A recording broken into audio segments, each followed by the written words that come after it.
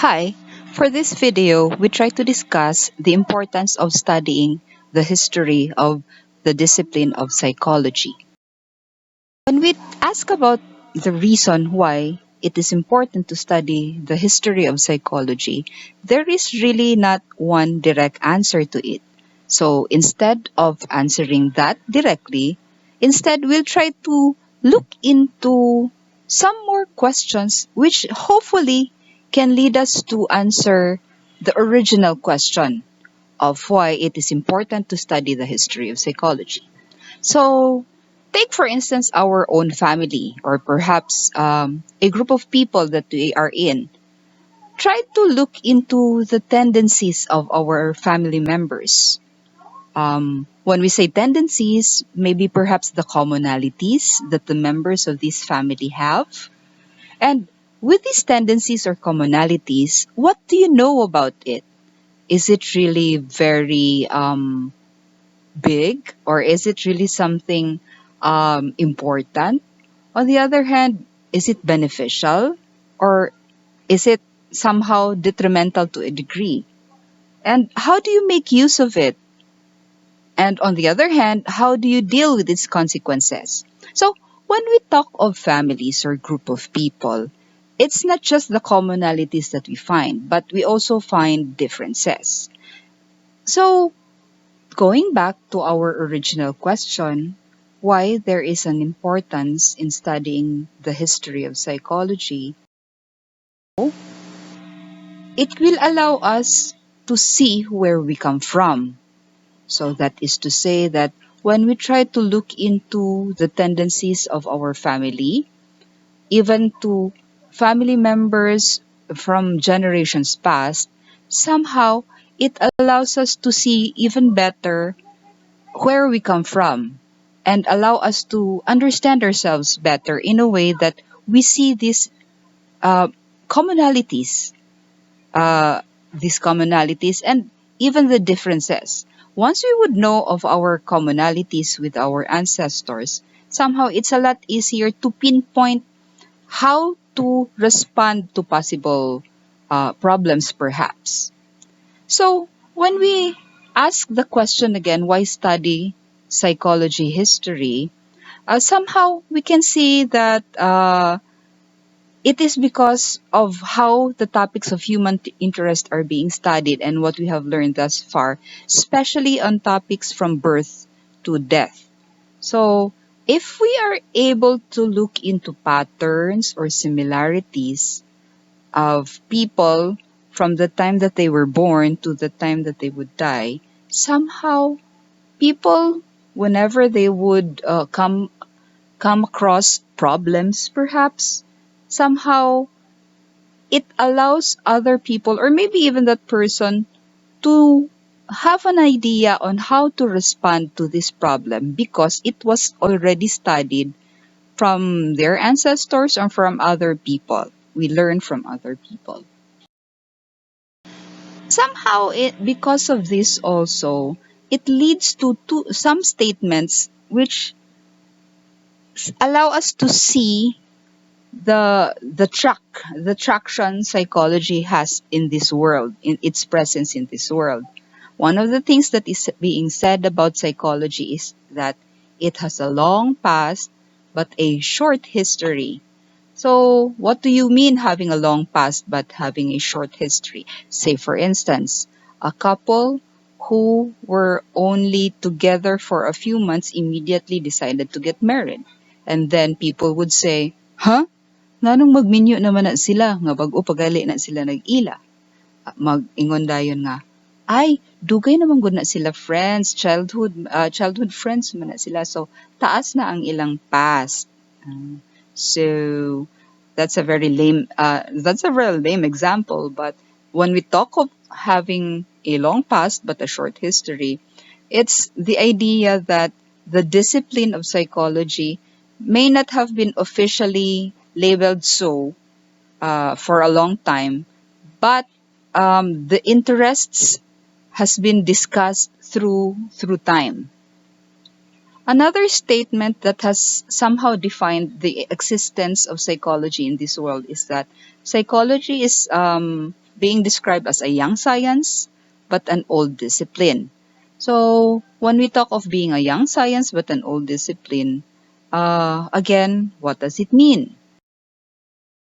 Going back, if it has a long past but a short history, it can this is because it can be traced back to ancient Greek philosophers like Plato, Aristotle, Hippocrates, Socrates, who were interested in the study of memory, learning, motivation, perception, and abnormal behavior. So, even if there was no systematic way of discussing this interest, human interest, but as early as those times, these things have already been discussed in their academic and intellectual discourses. On the other hand, when we talk of psychology being a young science but an old discipline, although psychology was believed to have started in the 1660s or 17th century, but somehow at that point in time, it was under the tutelage of philosophy. And however, by the 1880s, or in the 19th century, the philosophers who were studying somehow these human interests began to use methods and tools from other sciences, natural sciences, as they tried to study their own experiences. So, unlike before, unlike during ancient Greek philosophers, wherein their discourses was about these human interests were plainly discourses or opinions, perhaps. However, in the 19th century, these philosophers already tried to adapt methods and tools from natural sciences, and as they began to systematize their study of their own experiences. So they systematically observed whenever they would try to expand further their understanding to a specific phenomenon. So, from this in itself, we can see how philosophy has influenced psychology. But on the other hand, um, a very good origin of psychology as well is physiology. When we talk of the origins of psychology being philosophy and physiology, in terms of philosophy, one of the things that we can think of is the Cartesian dualism, that of Rene Descartes, wherein it tries to look into phenomenon having two sides. So, among the psychological debates that has its roots in the Cartesian dualism is the debate of nature versus nurture. So, what is this debate on of nature versus nurture? When we talk of this debate, followers of the nature part of this debate would indicate that nature has a greater influence on the behavior of human beings and the way that they would think. And somehow, numerous research would also indicate that studies like, for instance, identical twins who were separated since they were very young, somehow, even in the absence of the other twin, they would show so many similarities in their actions and even in their choices, in their decision makings. So, which is why, for those who would hold on to this idea that nature or the genetics of a person has so much influence on human behavior, uh, they are the ones who would adhere to the nature debate. On the other hand, for those psychologists who would say that the environment that a person is in or the person has grown into, uh, they are the ones who would adhere to the nurture part of the debate.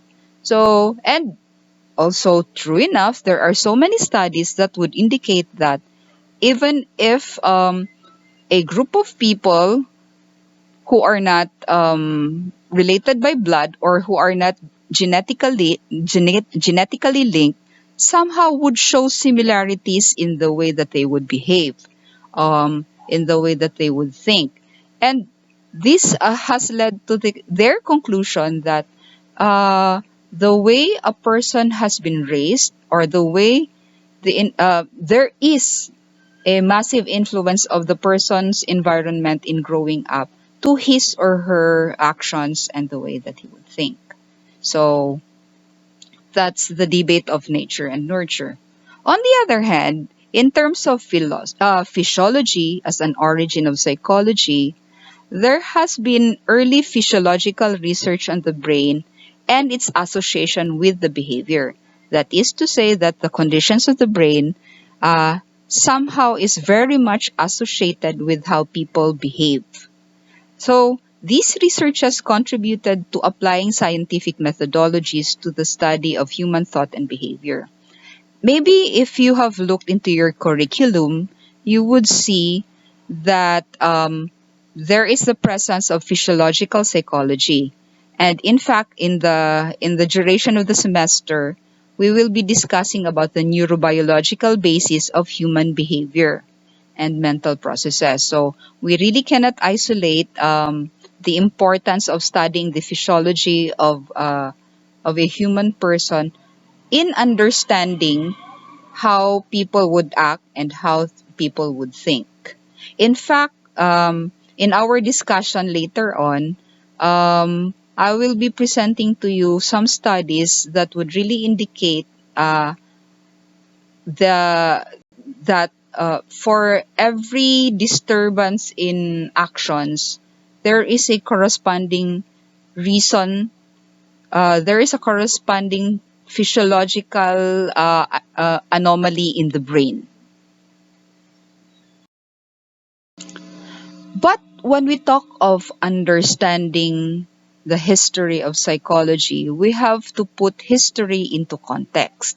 When we say putting history into context, that is, we are trying to understand what is happening at a certain point in time, why psychologists or those who practice psychology studied specific topics the time that they studied it.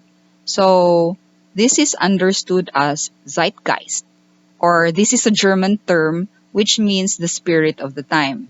So again, when we say Zeitgeist, this is in studying psychology, we need to know the intellectual climate when a specific concept was developed. So take for instance World War One and World War Two. Psychologists like Freud and the Gestalt psychologists, their studies were precedent to personality testing, primarily because at that point in time, questions like how can people harm other people, even if these people did not do anything wrong? Or on the other hand, um, how come people can easily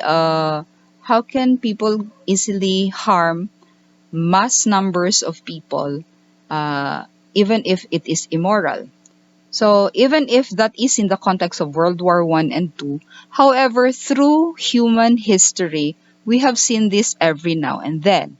So in the recent past, perhaps we can liken it to the onset of the extrajudicial killings. Um, there will be people who are against EJK, but on the other hand, there are also people who would rationalize, who would give explanations like, ay, kuan man sad gyud to siya, kining adik man to siya, may nalang gipatay, or even if summarily killed siya, even if gi-execute lang siya diha, kuan man to, wa man to'y ayo, wa naman to siya chance. So when we talk of these things somehow, and then because of that, um, psychologists like Dr. Regina Echanova, along of course under the auspices of the Psychological Association of the Philippines, has initiated the move Katatagan kontra Droga. So that is an example again of zeitgeist, wherein concepts have been developed because of the intellectual climate of the time that these concepts came about. When we talk of putting history into context, another thing that we can put into context is the schools of thought upon which the concept came about. So when we say schools of thought, this refers to a group of psychologists who becomes associated ideologically. So they share the same ideologies. So let's take, for instance, the psychoanalysis of Freud. Um, Freud has so many followers that the time that he came about with his studies on psychoanalysis. However, in the duration of time, some of his followers did not totally adhere to whatever it was that he was of his ideology rather. So these people, these supposedly followers, um, came up with an expanded or an evolved version of psychoanalysis. So some in not really followers of Freud, pero they did not adhere to what Freud was saying. They also had their own ideology. When we talk of the approaches and the ideologies of psychology, we will not be discussing that anymore because it has thoroughly been discussed in the video links that I uploaded in the links sa atong e-learn and even in the readings that I have also posted in e-learn. Now let's try to look into the history of psychology in the Philippines. It's important to look into the history of psychology in the Philippines and let's try to see how parallel it is or maybe even how different it can be from that of the worldwide evolution of psychology practice. Psychology has been believed to have been taught as early as 17th century in the University of Santo Tomas in Manila and University of San Carlos in Cebu. However, in 1926, the University of the Philippines in Diliman opened its very own department of psychology. And it was first headed by Dr. Agustin Alonso, who had a PhD in experimental psychology. However, at that time, it was under the School of Education. So that's in 1926. On the other hand, UST was the first institution to offer baccalaureate degree, masteral degree and doctoral degree in psychology. So in the Philippines, it was UST to have offered the three degrees in psychology. When we talk of pioneering efforts in Philippine psychology, um, when the Psychological Association of the Philippines was founded, it was at that time that there was already a concerted and more focused efforts in dealing with issues in Philippine psychology. The founding members of PAP were Sinforoso Padilla, Jesus Peripinan, Estefania Aldabalim, Alfredo Lagmay, Mariano Obias, Jaime Bulatao SJ, and Agustin Alonso. Names in capital letters were the first four presidents of PAP, with Sinforoso Padilla and Alfredo Lagmay coming from the psychology department of UP Diliman, and Dr. Estefania Aldabalim also comes from UP Diliman, but with the College of Social Work. But she has a very good background in psychology.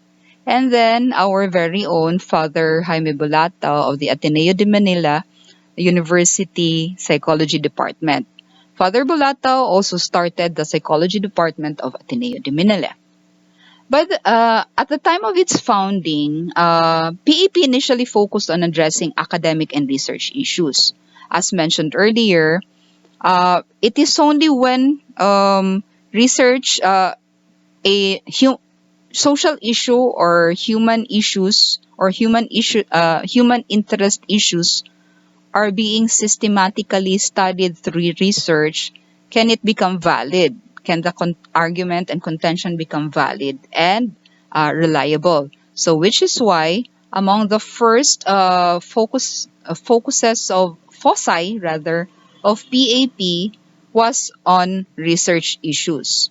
And on the other hand, because all of the founding members, not really all, I think Jesus Peripinan and Mariano Obias were from the industries, but most of the founding members were from the academe, which was why it is but natural that PAP initially focused on addressing academic issue because, again, reality also has it that um, psychology practice started to have momentum, to have gained momentum at that time. And then how better is it to have more psychology practitioners than to train them in the academic setting? Among the earliest forms of psychology practice in the Philippines are through testing, counseling, and clinical psychology. When we talk of testing, um, most of the concepts, most of the variables, human interest concepts that are the topic in psychology are construct variables. When we say construct, that is to say that it is not easily observable, it is not easily measurable. So concepts like affect, emotions, the way one would think, um, mga feelings, love, attraction, sadness, and even attitudes and opinions. These are not easily observable because one can say something, but in actuality, a person may have different things in his or her mind and heart. So, which is why it's important that the way to measure this should be tested in a valid and reliable manner so that we can say for certain that whatever it is that we are testing through pen and paper perhaps would indeed be considered as that concept. On the other hand, counseling can be done in the context of the academic setting. However, counseling also is very much present outside the academic setting. It is just unfortunate that there is a sense of stigma associated when a person tries to seek out professional help or to seek out even counseling.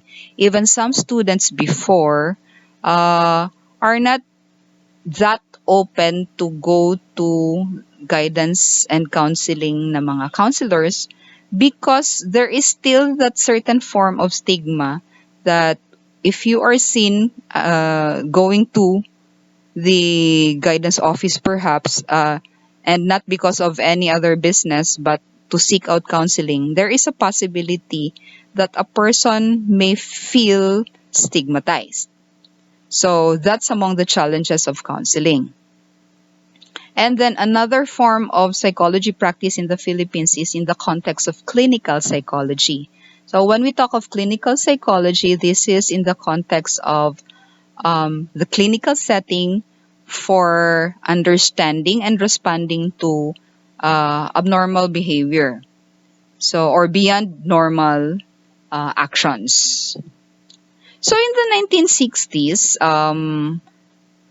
when it evolved further, the psychology practice in the Philippines evolved further. So other than testing and measurement, it also now practiced in the context of personality and child development.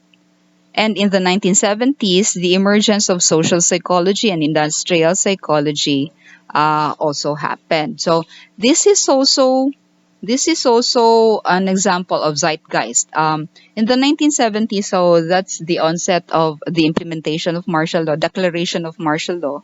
And it was also at the time when a number of psychologists whose studies looked into the victims of martial law, somehow we can see how it is that psychology looked into its importance in the social setting. So, which is why the emergence of social psychology. When we talk of social psychology,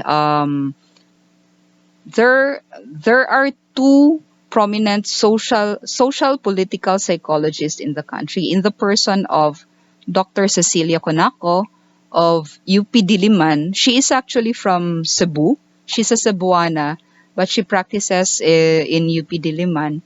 And also in the person of my very own mentor, Dr. Cristina Montiel of Ateneo de Manila University. Um, these two social political psychologists, because of their body of work at that time, actually, they became wanted by the government. So they had to hide from the government. And in fact, because of this also, Dr. Montiel was able to come here in Cagayan de Oro and somehow helped out in establishing our very own Xavier University Department of Psychology. In that, so from that in itself, we can see the zeitgeist at work. Also in the 1970s, the emergence of industrial psychology took shape also. So when we talk of industrial psychology, obviously this is under, well, in the industrial setting. So mga companies, mga corporations. One of the main concerns that came about in the 1970s also was that most of the practitioners were Western trained.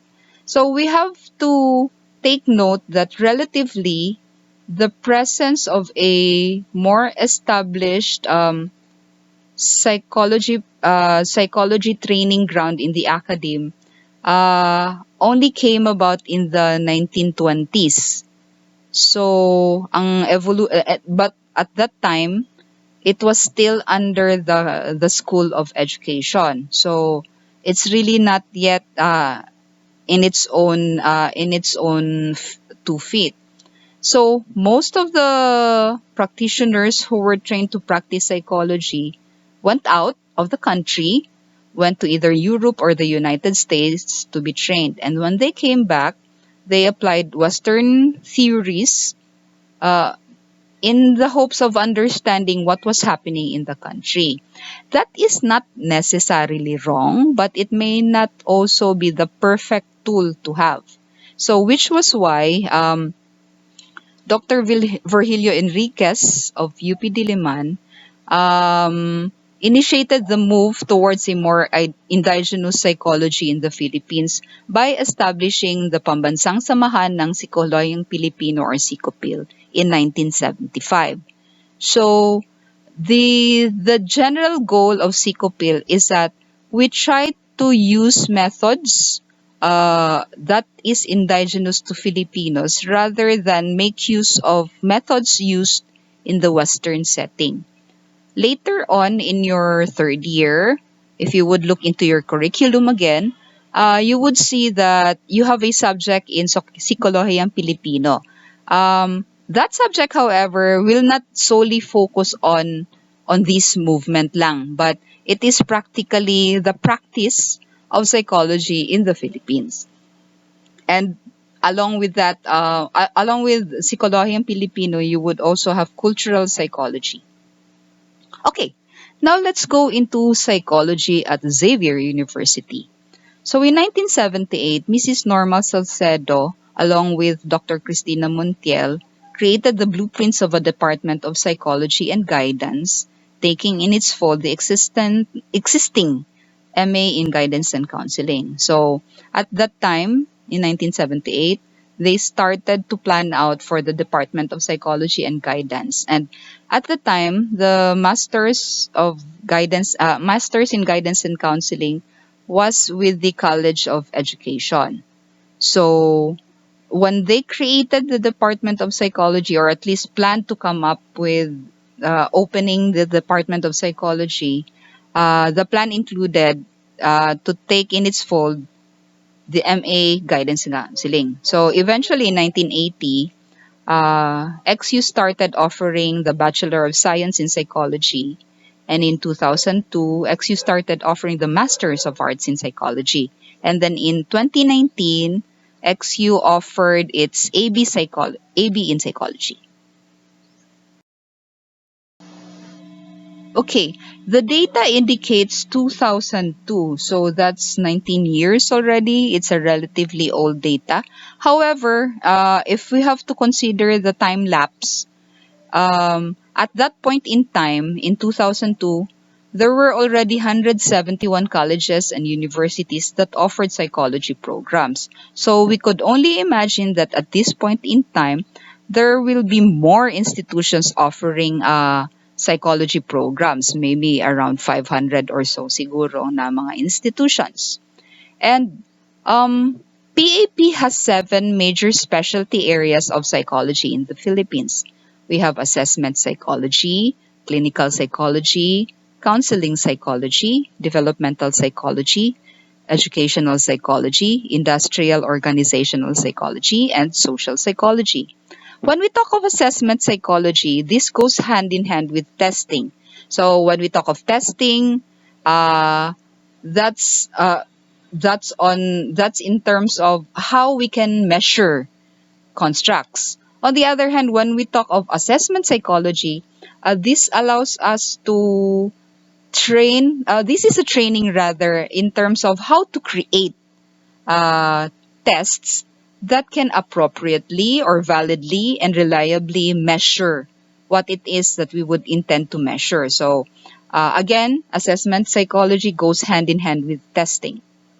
And then we've discussed about clinical and counseling earlier. When we talk of developmental psychology, this is a study in terms of from the time a person has been conceived to the time a person would die. So, what are the issues that come along in that duration? Um, Xavier University has a Xavier Center for Mental Health and Mental Health Research, so or SIMR. And right now, the director, Ma'am Joanna Mocoro, is a developmental psychologist. On the other hand, we have educational psychology. When we talk of educational psychology, this tries to understand how learning can be maximized in the classroom setting. The interaction of the teacher and the students and the environment that they are in. Um, our very own chairperson, Dr. Gail Conway, is an educational psychologist, along with the past SIMR director, Dr. Yayat de la Peña. They are both educational psychologists who graduated from De La Salle University in Manila. And then, mind you, uh, when they graduated, they were their respective batches valedictorians. So, dili basta-basta ang inyong faculty. Pero ayaw sila ingning nga ako nang giingon ha, kay na, makapisos kita. Anyway, going back, small trivia lang na siya. And then, we have, PAP has also another major specialty area of psychology in the Philippines is industrial organizational psychology. As mentioned earlier, this is in the context of industrial setting, but because of the presence of the organizational part, um, regardless of whether this happens in an industrial setting, so long as there is an organization of people, so regardless of the institution the organization is in, that is under industrial organizational psychology. So when we talk of industrial organizational psychology, it takes into consideration the human resources of organizations. Our very own Dr. Jason Manawis is an industrial organizational psychologist. However, at this point, he has not returned with Xavier yet because after he graduated, he worked with Dr. Regina Echanova, his mentor at the Ateneo de Manila University. So I'll discuss further on that later. And then my very own background, which is in social psychology.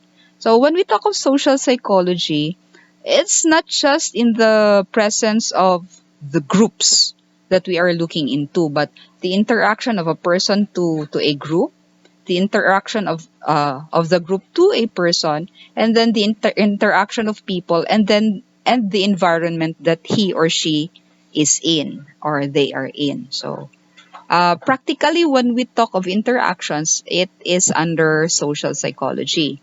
So social psychology is a very big umbrella of studies, which is why it in the IO, industrial organizational, is under the umbrella of social psychology.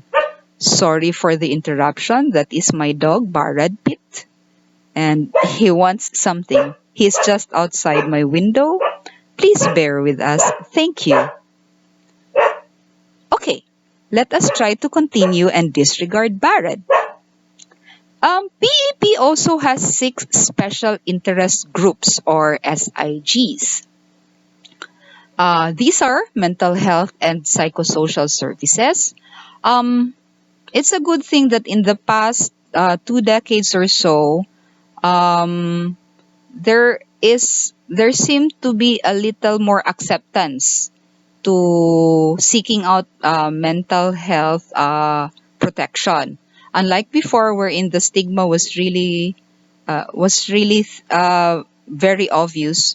However, at least at this point in time, a lot more people are more open to seeking out mental health practices. Usually, Manggod, when we talk of mental health, the association is nabuang or what. But it's a misunderstanding, primarily because when we talk of mental health practices, we are just discussing about how best we can keep healthy in terms of how we think and how we feel. Another special interest group is the teaching psychology special interest group, which is under educational psychology. So, mas specified lang ni siya wherein how best the interaction of teachers and students can be maximized. Maybe if you would notice that how come these are considered special interest group when there are already major specialty areas? However, we have to realize also that um, whenever there are human interest issues that would come out, these human interest issues do not necessarily fall into just one singular major special area in psychology. And all of these issues, all of these interests, special interests, are best approached with the combination of these areas. So, which is why instead of simply assigning it to any specialty area, uh, there is a group, special interest group created to respond to the concerns, the concerns that come about with this phenomenon or certain social issues. So, take for instance the lesbian, gay, bisexual, and transgender special interest group or the LGBTSIG. So, it tries to deal with the that mental health issues brought about by the stigmatization or the demarcation of some people away from this special interest group. And then we have the sport and exercise psychology special interest group. Maybe if you were keen enough, if we have been keen enough into understanding or at least getting getting better, getting to know better the teams of our Olympians who won or who achieved medals during the recently concluded Olympics, we would realize that the teams of these Olympians would really include sports psychologists. So the presence of sports psychologists actually is not very new. In fact, in around very late 80s to early 90s, sports psychologists have started to help out athletes already. But maybe at this point in time, mas gakakita na nato ang traction, ang importance nila in the team of these athletes. And then we have psychology practitioners in public service special interest group. Um, Mayor Vico Soto is a graduate of the School of Governance of Ateneo de Manila. And under the School of Governance, there is the degree for organizational development. And going back into our industrial organizational psychology, a part of organizational psychology is the organizational development. And even if the OD degree in OD is it's PhD actually, PhD in organizational development. Even if the PhD in organizational development is being offered by the School of Governance, however, its professors are mainly psychology professors. So, in some ways, we can consider Mayor Vico Soto as our cousin, kumbaga. Sige, stop with the basking in reflected glory. Let us continue. And then we have the substance use prevention and recovery special interest groups. This special interest group has been there for some time actually. So it has tried to do studies in terms of substance use in the hopes of preventing and helping addicts uh, re- recover appropriately. However, in 2016, when more and more suspected drug addicts were killed, PAP, with the initiatives of Dr. Regina Echanova at the time, started the Katatagan Contra Droga movement. The Katatagan Contra Droga, it only structuralized the substance use prevention and recovery special interest groups efforts. So to become a program, muna din na siyang KKD, Katatagan Contra Droga program. They had several studies, and then eventually they came up with the program in the hopes that substance users will recover appropriately and will prevent them from going back to their addiction, and at the same time to help the community prevent from having other people become substance abusers. So when they started off they studied two communities in Metro Manila, and 5 years after these two communities, or at least those who were under the KKD program from these two communities, they have 100% success rate. That is to say that those who were under the program never, even until now, never went back into their addiction. So that is a very hopeful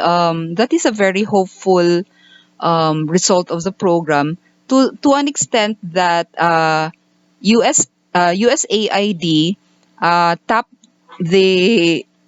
the leadership of Dr. Echanova for her to study it further with her team, so that it can be applied in the nationally. It's not to say that KKD is only in Metro Manila, because again, as I've mentioned earlier, our very own Sir Jason is a part of the team of Dr. Echanova. So, and they have been all over the country in the hopes to train more trainers to help out in implementing the program. In fact, our BJMP, Bureau of Jail Management and Penology Authorities, or at least the administration of BJMP, has also asked the help of KKD in the hopes to implement this program inside the jail. It's just a bit sad that when PAP presented the KKD to in Malacanang, it was not actually met with open arms. So, dili open ang Malacanang for it. So, as you can see, from the things that I have been saying, dili siya the people that people's psychology practice in the Philippines are not ordinary people. I forgot to mention sa under counseling, we also have a counseling psychologist, uh, or at least practitioners who are practicing in clinical and counseling psychology in the person of Dr. Joey Hegonia, who's with the Guidance and Counseling, Office of the Guidance and Counseling.